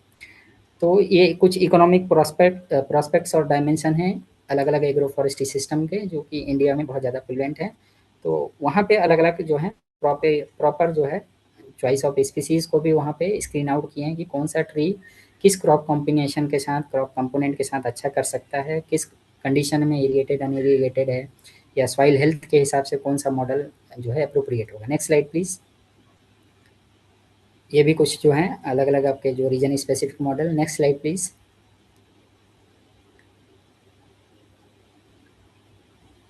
ये भी बीसी रेशियो देखिएगा। एग्रो फॉरेस्ट्री में सब में मोर देन 1 है, किसी में बहुत ज़्यादा है, स्पेशली अगर वो इंडस्ट्रियल वुड सप्लाई या इंडस्ट्रियल रॉ मटेरियल का जो अगर सोर्स होगा, या फार्मास्यूटिकल सोर्सेस हों, या फिर आपका जो एरोमेटिक स्पीसीज हैं, उसमें बहुत ज़्यादा आपका बेनिफिट कॉस्ट रेशियो बहुत ज़्यादा दिखाई देगा। क्योंकि अगर उसकी इंडस्ट्रियल रिक्वायरमेंट या इंडस्ट्रियल रॉ मटेरियल के रूप में अगर वो स्पीसीज है, तो उसकी डिमांड बहुत ज़्यादा है, इसलिए उसका जो है इकोनॉमिक रिटर्न उस पर ज़्यादा मिलेगा, तो ऑब्वियसली जो है बेनिफिट कॉस्ट रेशियो बहुत अच्छा होगा, नेट रिटर्न ज़्यादा होगा। Next slide please. तो ये जो है planning commission of India, government of India के रिपोर्ट से ये डेटाबेस लिया गया है। ऐसी जो है अलग अलग जोन वाइज जो है कौन कौन से मॉडल, कौन कौन से स्पीसीज़ को हम इनकॉर्पोरेट कर सकते हैं, कितने साल तक वो इकोनॉमिक पॉइंट ऑफ व्यू से या डिफरेंट जो आपका सोशियो इकोनॉमिक पर्सपेक्टिव से कितने साल तक वो इफेक्टिव रहेगा, क्या बेनिफिट हमको उसमें मिल सकता है, उसका ये जो है टेबुलर फॉर्म में रिप्रेजेंटेशन। Next slide please. ये अलग अलग जो है आपका फार्मिंग सिस्टम, स्पेशली जो वाटर साइड एरिया के में जो है इसको जो है टेस्ट किया हुआ मॉडल है, जिसमें कि आप देख सकते हैं फार्म फॉरेस्ट्री, स्पेशली जो यूकेलिप्टस, जो कि पेपर पल्प इंडस्ट्री में बहुत ज़्यादा इसका जो है बहुत ज़्यादा डिमांड है, और ये पेपर इंडस्ट्री में, पल्प इंडस्ट्री में रॉ मटेरियल के लिए सबसे ज़्यादा इसका यूज़ किया जाता है, इसलिए इसका जो है बेनिफिट कॉस्ट रेशियो ज़्यादा है। रोटेशन पीरियड इसमें कम होता है, कम समय में तैयार हो जाता है, 5 to 7 ईयर में। तो इन्वेस्टमेंट कम है, इसलिए जो है रिटर्न या नेट प्रॉफिट इसमें ज़्यादा है। Next slide please. एसडीजी गोल की जैसे मैंने प्रीवियसली ही बात किया, 17 गोल्स की जो है सेट किया हुआ। Next slide. जिसमें कि एग्रो फॉरेस्ट्री एक बहुत इफेक्टिव मॉडल है। आउट ऑफ 17 जो है 9 goal. Next slide. Out of 17 जो है 9 गोल एग्रो फॉरेस्ट्री के माध्यम से हम जो है उसको अचीव कर सकते हैं, जिसमें नो पॉवर्टी, जीरो हंगर है, गुड हेल्थ एंड वेलबींग है, जेंडर इक्विटी है, क्लीन वाटर है, सैनिटेशन है, क्लीन एनर्जी की बात करें, रिस्पॉन्सिबल कंजप्शन एंड प्रोडक्शन है, क्लाइमेट एक्शन बहुत इंपॉर्टेंट, और लाइफ ऑन लैंड। ये जो है इतने 9 गोल्स को जो है एग्रो फॉरेस्ट्री के माध्यम से हम अचीव कर सकते हैं। साथ ही साथ ये क्लाइमेटिक जो अडाप्टेशन है, मिटिगेशन है, उसके लिए भी कर सकता है, बहुत एक सपोर्टिव इकोसिस्टम हो सकता है। और साथ ही साथ डायरेक्ट बेनिफिट के अलावा भी बहुत सारे जो हैं प्रोविजनल या आपके जो इंटेंजिबल जो बेनिफिट्स हैं, आउटपुट हैं, इकोसिस्टम सर्विसेज के माध्यम से हम अचीव कर सकते हैं। Next slide please. Next one. SDGs के लिए हमको 5P पे जो है काम करने की आवश्यकता है। Previous one please back. 5P जिसमें पीपल, प्लेनेट, प्रॉस्पेरिटी, पीस और पार्टनरशिप, ये 5 P's जो हैं बेसिक जो प्रिंसिपल्स हैं, जो कि एसडीजी के अचीव करने के लिए बहुत ज़्यादा जो है एसेंशियल है। Next slide.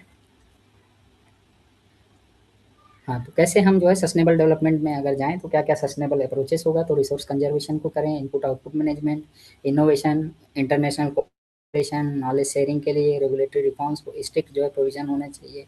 जो हमारे पॉलिसी लीगल फ्रेमवर्क है उसमें जो है बॉटलनेक कंडीशन ना हो, जितना स्ट्रिक्टली उसका इम्प्लीमेंटेशन होगा उतना ही इफेक्टिव उसका जो है एग्जीक्यूशन होगा। इको फ्रेंडली प्रैक्टिसेस और मैनेजमेंट को ज़्यादा अडॉप्ट करें। इकोनॉमिक इंसेंटिव भी दिया जाए इकोसिस्टम को जो प्रिजर्व कर रहे हैं, कंजर्व कर रहे हैं। और इंटीग्रेटेड जो है रिसर्च एंड डेवलपमेंट अप्रोचेस होनी चाहिए, जिससे कि हम जो है ओवरऑल जो है सस्टेनेबल डेवलपमेंट गोल की तरफ बढ़ पाएंगे। Next slide please. Indian commitment की जो मैं बात कर रहा था COP26 में, कि जो सस्टेनेबल डेवलपमेंट गोल के तरफ इंडिया का क्या जो है पर्सपेक्टिव होगा, किस विजन से वो काम करेगा। पंचमित्रम जो 5 जो उनके कमिटमेंट हैं कि हम 2070 तक कार्बन जो है न्यूट्रलिटी में पहुंच जाएंगे। 2030 तक एनर्जी कैपेसिटी जो है हमको 500 गीगावाट जो है उतना फॉसिल फ्यूल से हमको कम करना है। कार्बन जो है एमिशन जो है उसको कट करना है अप टू 45% 2030 तक, है ना। और जो एनर्जी की जो रिक्वायरमेंट है रिन्यूएबल सोर्सेज से उसको लगभग हाफ करना है, और 1 बिलियन टन जीएचजी 2030 तक हमको उसको कट आउट करना है। जो एमिशन के जो सोर्सेस हैं उसको कम से कम करना है, या जो एग्जिस्टिंग जो एमिशन का जो आपका कहना चाहिए ट्रेंड है उसको हम अल्टरनेट व्यवस्था से या इको फ्रेंडली टेक्नोलॉजी के द्वारा, या जो आपका टेक्नोलॉजिकल इंटरवेंशन के द्वारा या साइंटिफिक अप्रोचेस के द्वारा उसको कहीं ना कहीं हम कैसे रिड्यूस करें। यही जो है 5 जो कमिटमेंट है जिसको जो इंडियन गिफ्ट्स COP26 में जो है पंचमरत्न के नाम से उसको जो है डेजिग्नेट किया गया। Next slide please. तो कार्बन जो क्रेडिट इनिशिएटिव कि भाई हम कार्बन फार्मर्स या कोई भी इंडस्ट्री क्यों बोले कि हम क्यों कट ऑफ करें, तो कहीं ना कहीं उनको मॉनेटरी बेनिफिट की तरफ जो है यूरोपियन कंट्री बहुत उसमें आगे निकल गए। इंडिया में भी कुछ जगह है जैसे यूपी बिहार, कुछ पार्ट अभी रिसेंटली छत्तीसगढ़ में भी हुआ। नॉर्थ ईस्ट में जो है आपका आसाम सिक्किम, वहाँ पे जो दिल्ली के जो एक इंस्टीट्यूशन जो IFM के एलुमनाई हैं स्वपन मेहरा जी, वो मिनिस्ट्री के साथ कोलोब्रेशन में वहाँ लगभग 30,000 हेक्टेयर एरिया में काम कर रहे हैं नॉर्थ ईस्ट में, सिक्किम मेघालय में। तो उनका वहाँ पे जो पर्सपेक्टिव है काम करने का, वो क्या कर रहे हैं कि वहाँ जो एग्जिस्टिंग जो मॉडल है, एग्जिस्टिंग मॉडल पे ही जो है वो काम कर रहे हैं, पर उसकी जो वाइबिलिटी है सिस्टम की लगभग 30 ईयर होना चाहिए। ऐसा नहीं कि फार्मर ने आज प्लांटेशन लगाया, मॉनेटरी बेनिफिट लिया और नेक्स्ट ईयर काट दिए या उसको हटा दिया।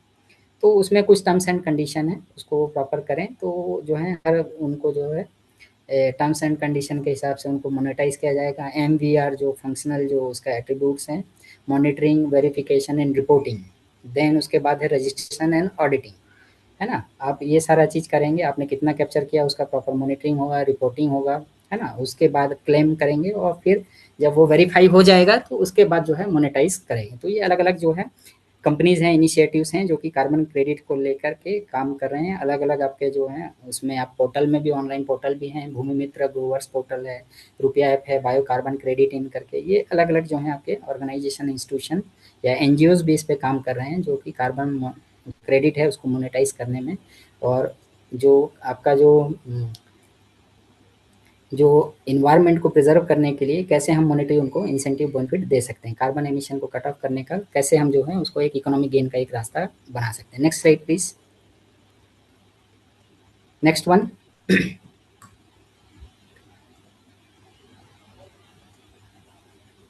तो सॉइल डिग्रेडेशन को भी हमको कम करने की आवश्यकता है, क्योंकि 30% हम कहीं ना कहीं रिजर्व जो कार्बन स्टॉक है वो फाल्टी लैंड यूज के कारण हम उसको डिस्टर्ब कर दे रहे हैं। 4 पर माइल का जो कंसेप्ट है उसकी तरफ हम जाएं, या 330 300 का जो एक अर्बन फॉरेस्ट्री में कंसेप्ट आया है उसके तरफ हम अप्रोचेस में चलें, अर्बन फॉरेस्ट्री, नगर वन, है ना, इसके तरफ में भी जाएं ताकि एफॉरेस्टेशन या ग्रीनरी को बढ़ाएं, जिससे कि आपका सॉइल कार्बन स्टॉक भी बढ़े, वाटर का जो ग्राउंड वाटर रिचार्ज है उसको भी हम इम्प्रूव कर सकें और सिंक के जो सोर्सेस हैं उसको बढ़ा सकें। सोर्सेस को जो कार्बन या जो आपका जो GHG एमिशन के सोर्सेस हैं उसको हम कट करना है और सिंक के सोर्सेस को हमको बढ़ाना है। Next slide please. Next one. Sustainable soil management के लिए भी अलग अलग अप्रोचेस हैं, क्योंकि मैं जैसे शुरू से ही बोलते आ रहा हूँ, चाहे वेजिटेशन कंपोनेंट की बात करें, चाहे वाटर कंपोनेंट की बात करें, चाहे सॉइल कंपोनेंट, तीनों जो है ह्यूमन सर्वाइवल या उसके लिए एग्जिस्टेंस के लिए बहुत इंपॉर्टेंट सेगमेंट है। अगर तीनों में कोई भी डिस्टर्ब होगा तो कहीं ना कहीं उसमें हमको ज़्यादा एफर्ट या ज़्यादा हमको वहाँ पे कॉस्टिंग करने की आवश्यकता होगी, ताकि हम वहाँ पे इजी वे में वहाँ पे सर्वाइव कर सकें, रह सकें या अलग अलग प्रैक्टिसेस कर सकें। Next slide please. तो ये GHG एमिशन के कारण, डिफॉरेस्टेशन के कारण कहीं ना कहीं हम जो अर्थ इकोसिस्टम का जो लंग्स है उसको डिस्टर्ब कर रहे हैं प्लेनेट को। तो कहीं ना कहीं हमें इस तरफ भी देखने की आवश्यकता है, ग्रीनरी को प्रॉपर मेंटेन करना है ताकि सिंक को भी बढ़ा सकें और जो आपका जो प्राण वायु जो प्रोवाइड कर रहे हैं फ्री ऑफ कॉस्ट उसको भी हम जो है मेंटेन कर सकें। अदरवाइज नहीं तो फिर हम जो है बहुत क्रिटिकल कंडीशन में आ जाएंगे और ये जो आपका जो लंग्स है वो कहीं ना कहीं स्विच ऑफ हो जाएगा अगर डिफॉरेस्टेशन का रेट इसी अलार्मिंग ट्रेंड के साथ बढ़ते रहा तो। Next slide please.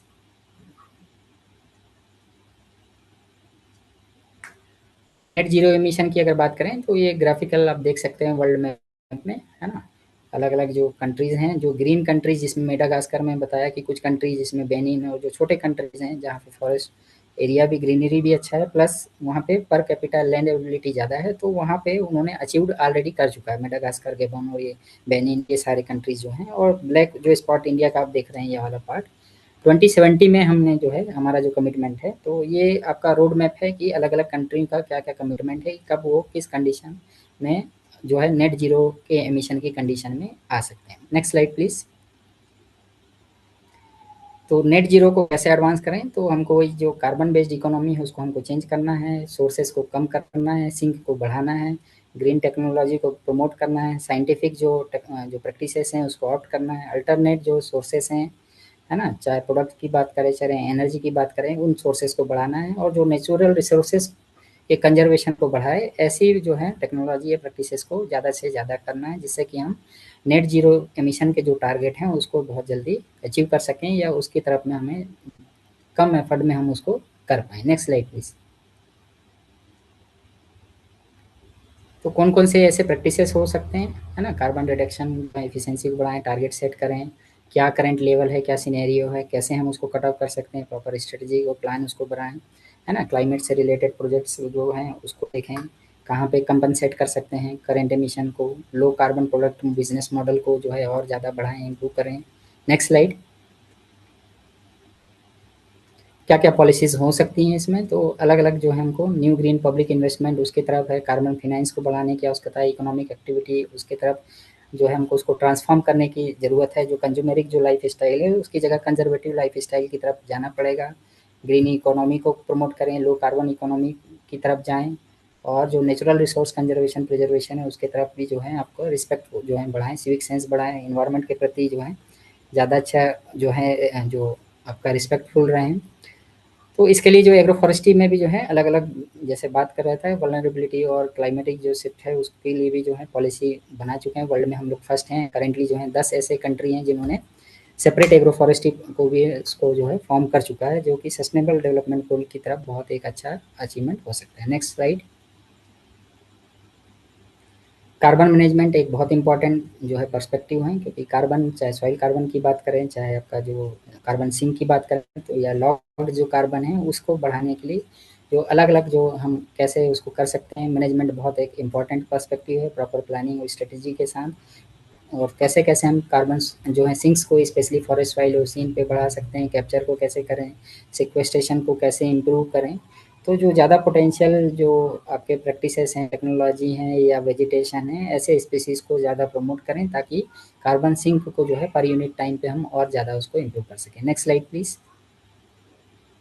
तो ओवरऑल कार्बन फुटप्रिंट को हमको रिड्यूस करने की आवश्यकता है। कार्बन मैनेजमेंट में जो है जो बताया कि आप कैसे पहले मेजरमेंट करें, उसका अकाउंटिंग करें, टारगेट को सेट करें, उसके हिसाब से स्ट्रेटजी प्लानिंग बनाएँ, है ना? अगर वो प्रॉपर नहीं हो पा रहा है तो उसका जो है स्ट्रेटजी को फिर रिफॉर्म करें। क्या-क्या जो स्ट्रेटजी ऐसी हो सकती हैं जो रिड्यूस करेंगी, जिसमें एनर्जी आपका जो सेक्टर बहुत इंपॉर्टेंट एक बताया, कार्बन ऑफसेट और कैप्चर को इम्प्रूव करें।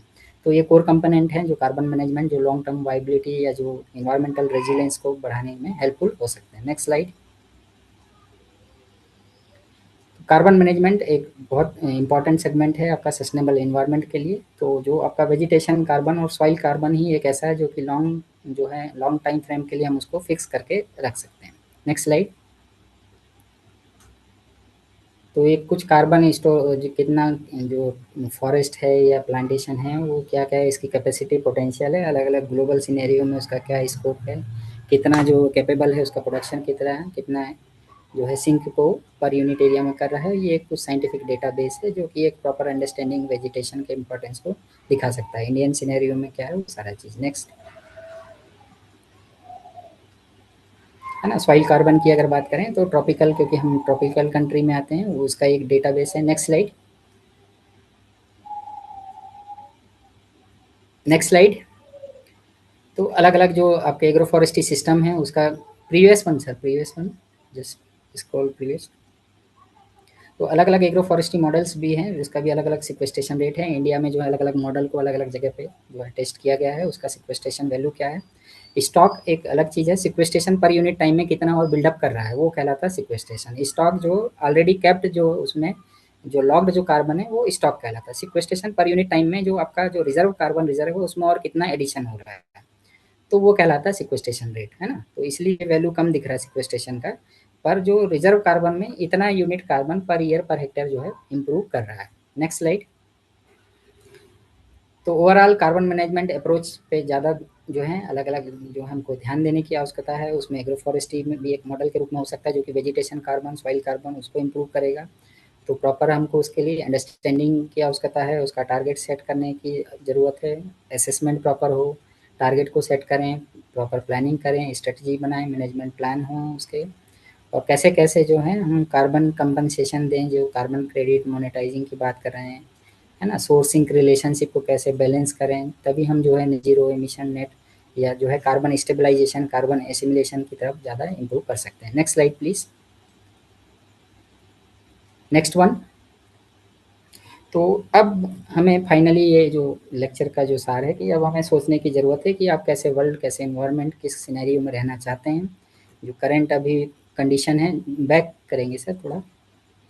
करंट जो सिनेरियो है वो आपका जो क्लाइमेटिक पर्टर्बेशन के कारण वो जो है बहुत टिपिकल है, और एक हेल्दी एनवायरनमेंट जहाँ पे आप जो है रिस्पॉन्सिवनेस बिहेवियर जो है उसको लेके चलेंगे। तो जो सेकंड वन जो सिनेरियो था, healthy food, healthy diet, nutritive value, healthy environment, ये सारे कंडीशन मिल सकते हैं।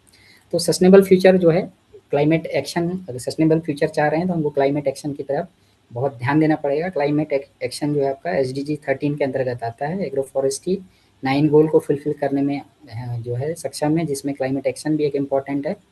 तो जो करंट क्लाइमेटिक जो प्रॉब्लम्स है उसमें सॉल्यूशन के रूप में ये हो सकता है, जिसमें triple bottom line, specially people, planet और प्रॉफिट, जो कि ओवरऑल जो सोसाइटी के प्रॉस्पेरिटी है उसको इम्प्रूव करने में एक हेल्पफुल हो सकता है। इसके लिए proper policy, innovation, ecosystem based approaches को और ज़्यादा इम्प्रोवाइज करने की ज़रूरत है।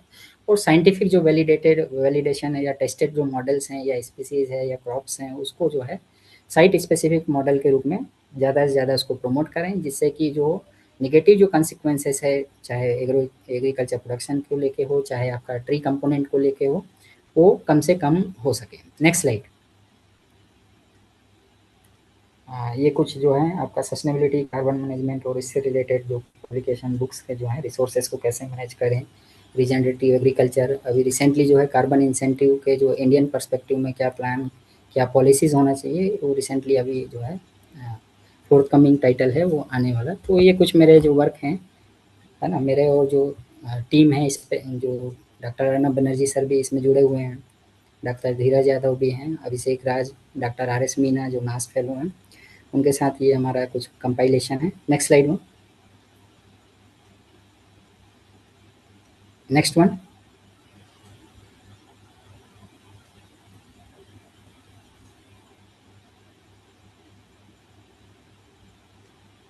Next slide.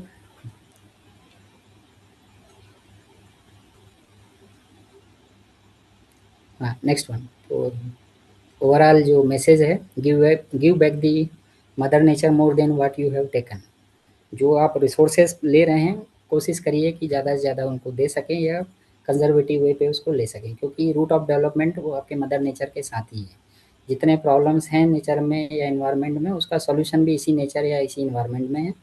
हमें ट्रेडिशनल नॉलेज या साइंटिफिक एक्सप्लोरेशन की आवश्यकता है कि कैसे हम अपने अप्रोचेस, प्रैक्टिसेस और एक्शन से जो है हम जो है सॉल्यूशन की तरफ बढ़ सकते हैं। Thank you. Thank you so much, sir, for such an informative session. We are very, very thankful to you. So there are a few queries from participants. I'm stating one by one. How does agroforestry influence biodiversity conservation compared to protected forest? Protected forest are more diverse than agroforestry because there are diverse admixture of the species, diverse जो ecotonal zone, species composition, soil condition और different जो है geographical diversity. But in comparison to monocultivation area, especially agro ecosystem, if we incorporate some species, plant species, they will definitely, absolutely improve the biodiversity than the monoculture practices, because it gives habitat to various microbiota, bird species and livestock also. Second query is, can agroforestry system restore degraded land without compromising food security? Food security को देखिए, degraded land मतलब वहाँ पे agriculture production वैसे भी नहीं है। Agro forestry के द्वारा हम जो है नेचुरल जो है रेस्टोरेशन कर सकते हैं, क्योंकि प्लांट के आने से वो उसके जो रूट हैं, रूट इंजीनियरिंग के माध्यम से सॉइल का जो है वेदरिंग प्रॉपर करेगा, न्यूट्रिएंट साइक्लिंग में हेल्प करेगा, और जो सेनेसेंस जो हो रहे हैं, लीफ जो पत्ते गिर रहे हैं या जो लिटर आ रहा है सॉइल में, तो वो ऑर्गेनिक कार्बन, ऑर्गेनिक मैटर को बढ़ाएगा, जिससे कि वहाँ का माइक्रोबायोटा बिल्डअप होगा।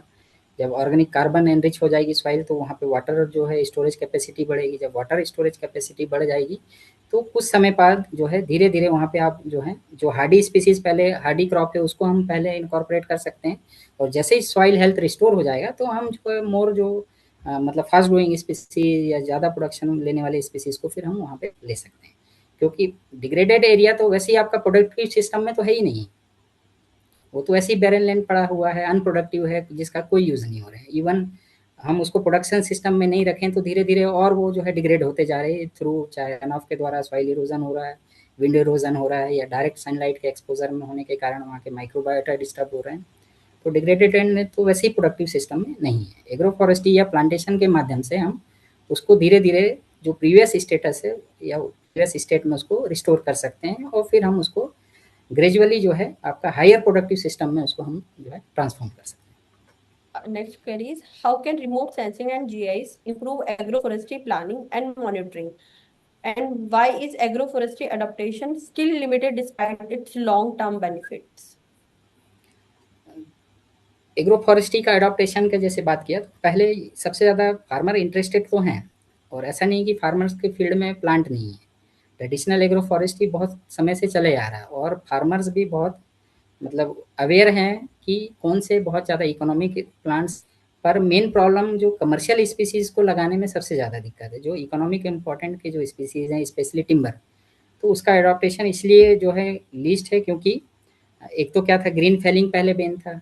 आपको फेलिंग खुद ने लगाया, खुद को काटने के लिए आपको पहले ट्रेसपास लेना पड़ेगा, परमिशन लेना पड़ेगा, ले दे के आप काट भी लिए तो उसके लिए रेडी अवेलेबल मार्केट नहीं है, गवर्नमेंट का सपोर्ट सिस्टम नहीं है। एग्रीकल्चर की तरह आपका जो है फॉरेस्ट स्पीसीज़ के लिए आपका एमएसपी डिफाइंड नहीं है, प्रॉपर उसका जो है मार्केटिंग चैनल अवेलेबल नहीं है। इस कारण से जो है उसका जो है एडॉप्टेशन कम था।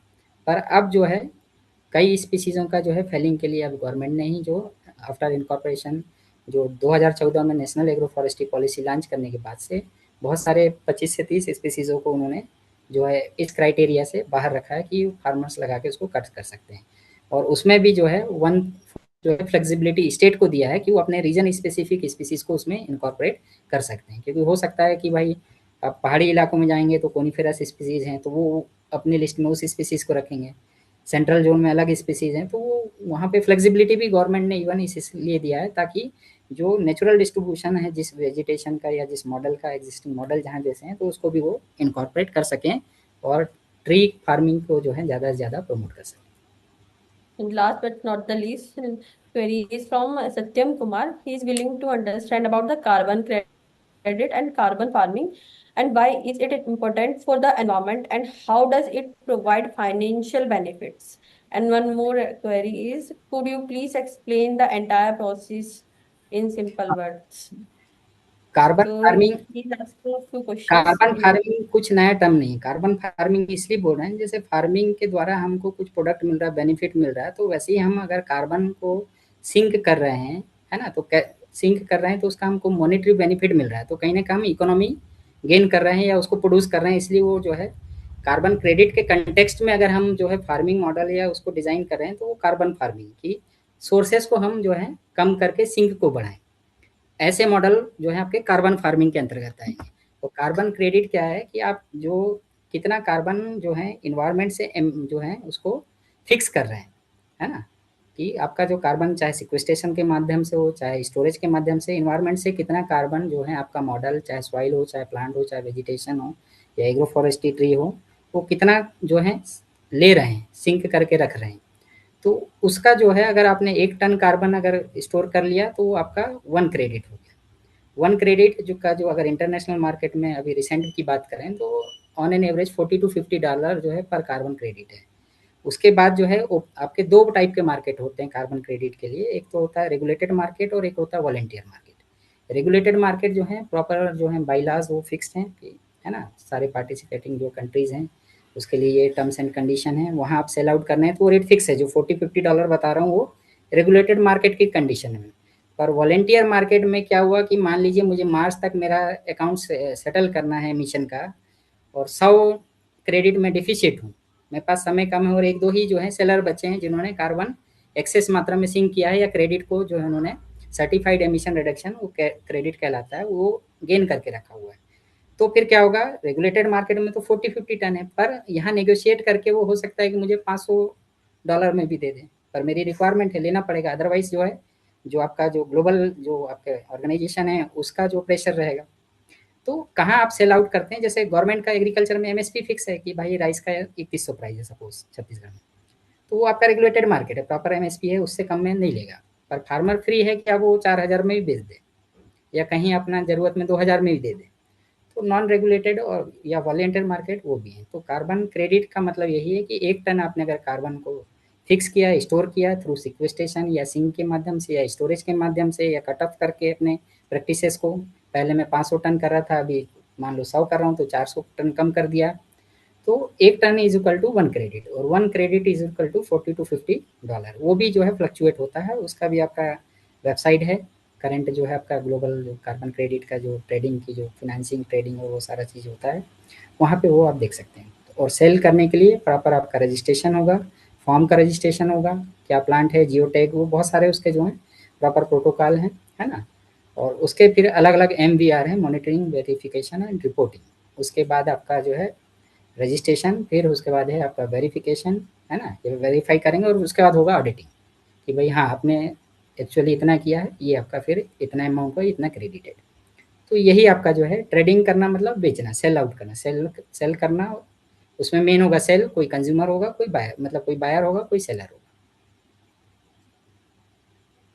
So thank you so much, sir, for such an informative session. So these are the queries of our participants.